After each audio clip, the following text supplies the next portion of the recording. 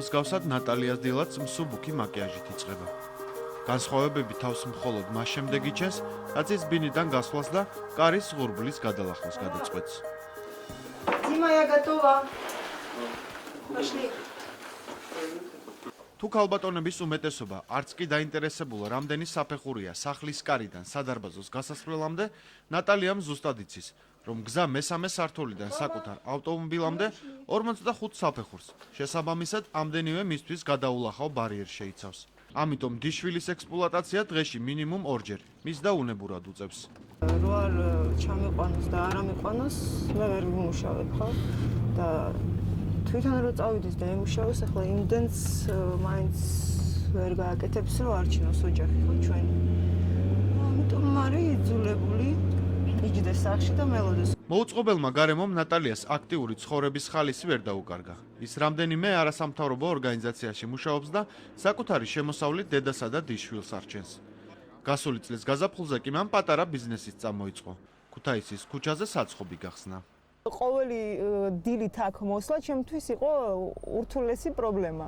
მანქანას ხან ვერ ვაჩერებდი აქ, შორს ვაჩერებდი და მე უკვე პრობლემებით რა თქმა უნდა მოვდიოდი, იმიტომ რომ ყველგან არის ბარდიურები. მოუწყობელ გარემოსთან საკუთარი შეზღუდული შესაძლებლობები რომ შეეთავსებინა და დაეცვა მისთვის კონსტიტუციით გარანტირებული უფლებები და თავისუფლებები, ნატალიას კანონის დარღვევა უწევდა. მას მანქანა საკუთარ საწარმოსთან ახლოს ბორდიურზე აჰყავდა და იმ საგზაო ნიშნის ქვეშ აჩერებდა, რომელიც იმ ადგილზე ავტომობილის დგომას კრძალავს. ეხლა თუ ხედავთ, ამოვიყვანე ბარდიურზე და შევაყენე. ეხლა მანქანა იქ დგას, მაგრამ ავდიოდი მანდ. ეხლა ის ბარდიური, იმ ბარდიურს მე ეტლით ვერ გადავლახავ. ანუ იძულებული ვარ ავიდე მანქანით, გადავლახო ის ბარდიური და გადმოვიდე ეტლზე მერე. არასწორი პარკირების გამო მას გასული წლის 23 აპრილს City Park-მა ადმინისტრაციული სამართალდარღვევათა კოდექსის 125 მუხლის მერვე ნაწილის შესაბამისად ჯარიმა გამოუწერა. რაიმე დარღვევა აღნიშნული პიროვნების უფლებების დარღვევა, როგორც შეზღუდული შესაძლებლობების მქონე პირისა, ამ შემთხვევაში ადგილი არ ქონია. და საქართველოს კანონმდებლობით განხორციელდა ყველა ის მოთხოვნა, შესრულდა ყველა ის მოთხოვნა, რაც დადგენილია. აღნიშნული კანონის დარღვევას ნატალია არც უარყოფს. თუმცა მიიჩნევს, რომ ეს სამართალდარღვევა უკიდურესი აუცილებლობით იყო გამოწვეული და რომ მას საქართველოს ადმინისტრაციულ სამართალდარღვევათა კოდექსის მე-18 მუხლი დაკისრებული ჯარიმისგან იცავს. ნატალია სადრაძესთვის ამ შემთხვევაში ეს იყო უკიდურესი აუცილებლობა, ვინაიდან იგი არის შეზღუდული შესაძლებლობების მქონე პირი, მას არ შეუძლია დიდი მანძილი ეტლით გაიაროს ავტომანქანებით გადატვირთულ გზებზე. ადმინისტრაციული პასუხისმგებლობა არ ეკისრება პირს, რომელმაც თუმცა ჩაიდინა ამ კოდექსიდან ადმინისტრაციული სამართალდარღვევებისათვის ადმინისტრაციული პასუხისმგებლობის დამდგენი სხვა ნორმატიული აქტებით გათვალისწინებული მოქმედება, მაგრამ რომელიც მოქმედებდა უკიდურესი აუცილებლობის მდგომარეობაში, ესე იგი იმ საფრთხის ასაცდენად, რაც ემუქრებოდა სახელმწიფო ან საზოგადოებრივ წესრიგს, საკუთრებას, მოქალაქეთა უფლებებსა და თავისუფლებებს, მმართველობის დადგენილ წესს, თუ მოცემულ გარემოებაში არ შეიძლებოდა ამ საფრთხის აცდენა სხვა საშუალებებით და თუ მიყენებული ზიანი უფრო ნაკლებ მნიშვნელოვანია, ვიდრე აცდენილი ზიანი.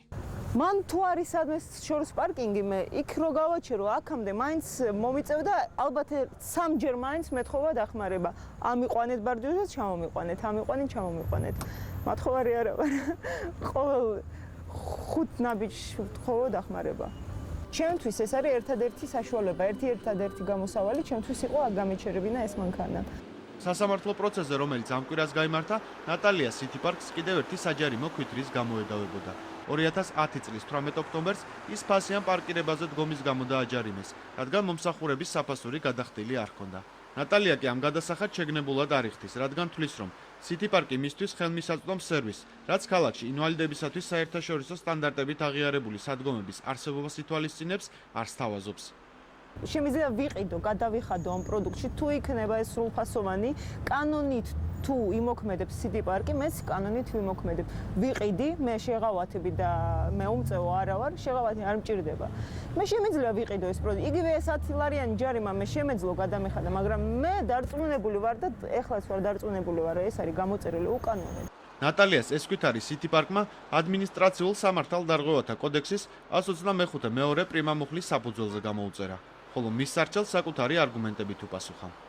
მას რომ არ შეძლებოდა ისარგებლა ჩვენი სერვისით, იგი ავტომატურად არ დაჯარიმდებოდა. იქიდან გამომდინარე, რომ ის დაჯარიმდა, ესე იგი ისარგებლოდა იმ მომენტში იმ სერვისით, რომ იდგა პაციენტი პარკირების ადგილზე.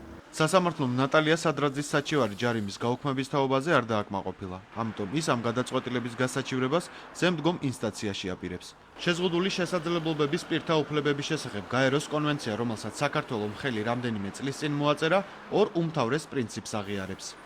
ერთი არის გონივრული მისადაგების პრინციპი, რაც ნიშნავს, რომ ყველა ადამიანს უნდა ქონდეს შესაძლებლობა ისარგებლონ იმ სერვისებით, რა სერვისებითაც სარგებლობენ სხვა პირები, რომელთაც არ აქვს შესაძლებლობის შეზღუდვა. მეორე პრინციპის თანახმად შენობა ნაგებობების დიზაინი და ქალაქის ინფრასტრუქტურა ისე უნდა დაიხვეწოს, რომ თვალშისაცემი განსხვავებებიც კი აღარ არსებობდეს. კიბეებიც აღარ არის საჭირო. იმიტომ რომ იმ პანდუსზე მეც შემიძლია გავიარო ფეხით და იმ ადამიანსაც შეუძლია გაიაროს ფეხით, ვინც ელექტრით გადაადგილდება რა. ანუ ეს თვალხილული უთანასწორობაც კი და ესეთი ძალიან ფორმალური სეგრეგაცია, რომელიც რეალურად ძალიან ხელს უწყობს სტიგმას და ასე შემდეგ, გათანაბრდეს. იმ ადამიანებს, ვინც ინვალიდობას ფლობს, შესაძლებლობებს ქალაქში დღეს არსებული ინფრასტრუქტურა და მათი უფლებების დასაცავად დეკლარირებული კანონების შეუსრულებლობა უზღუდავს. ადამიანებს არ ესმით ბოლომდე თუ რას ნიშნავს იყო ინვალიდი, რაც ნიშნავს რა რეალურ პრობლემებს აწყდება ინვალიდობის მქონე ადამიანებს. აი ამის ჩაღრმავება არ ხდება. ამაში ფიქრობენ რომ მარტო ექიმი უნდა ჩაუღრმავდეს, რატომ გავს რომ მე ადამიანი შეცვალოს, არა. ამაში უნდა ჩაუღრმავდეს კანონმდებელი, მოსამართლე, იურისტები, რომ რა უნდა გავაკეთოთ ისე რომ ამ ადამიანებს მქონე თანაბარი პირობები შექმნილი და არა ის რომ როგორმე ეს ადამიანი მიუსადაგოთ ამ გარემოს, ხო?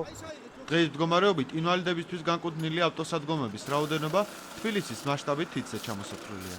თუმცა ქალაქის მერიამ და City Park-მა ამ მდგომარეობის გამოსასწორებლად პირველი ნაბიჯების გადადგმა დაიწყო.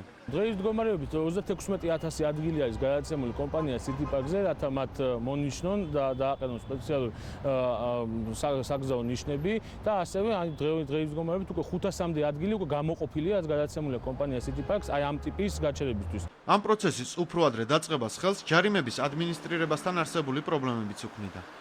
ინვალიდების დიდ ნაწილს მანქანაზე სპეციალური ამოსაცნობი ნიშნები არ აქვს და ხშირ შემთხვევაში მათი წინააღმდეგია. ხოლო მძღოლების უმეტესობა სხვისთვის განკუთვნილ ადგილზე პარკირებისას მორალურ პასუხისმგებლობას არ გრძნობს.